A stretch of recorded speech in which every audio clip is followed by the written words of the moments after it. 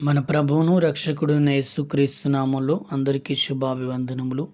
ఈరోజు దేవుని యొక్క వాక్యము రోమీయులకు రాసిన పత్రిక 15వ అధ్యాయము 13వ వచనం. కాగా మీరు పరిశుద్ధాత్మ శక్తి పొంది విస్తారముగా నిరీక్షణ గలవారగుటకు నిరీక్షణకర్తయగు దేవుడు విశ్వాసము ద్వారా సమస్త ఆనందముతోనూ సమాధానముతోనూ మిమ్మును నింపునుగాక. ఇక్కడ వాక్యం సెలవిస్తుంది, పరిశుద్ధాత్మ శక్తిని మనం పొందిన తర్వాత విస్తారమైనటువంటి నిరీక్షణకర్త అయిన దేవుని ద్వారా మనకి విశ్వాసం అనుగ్రహించబడుతుందని వాక్యం సెలవిస్తుంది. అందుకనే మనం పరిశుద్ధాత్మ శక్తిని పొందుకోవాలి. పరిశుద్ధాత్మ శక్తి చేత మనం నింపబడాలి.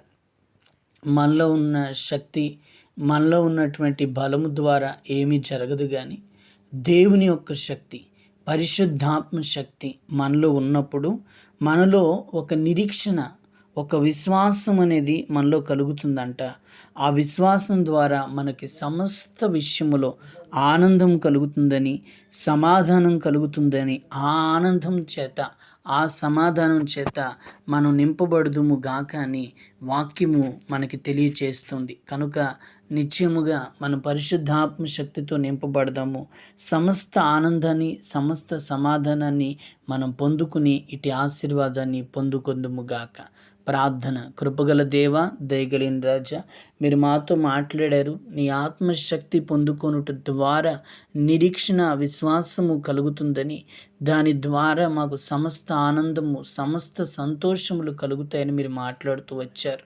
అయ్యా, పరిశుద్ధంగా జీవించి నీ ఆత్మశక్తిని పొందుకొని నీ యందు నిరీక్షణ, విశ్వాసము కలిగి జీవించి సమస్త విషయాల్లో ఆనందించినట్లుగా, సంతోషించినట్లుగా అట్టి ధన్యకరమైన జీవితాన్ని అనుగ్రహించి మీ ఆత్మ చేత నింపి ఆత్మ సారథి చేత నడిపించమని యేసు నామమున అడుగుచున్నాం తండ్రి.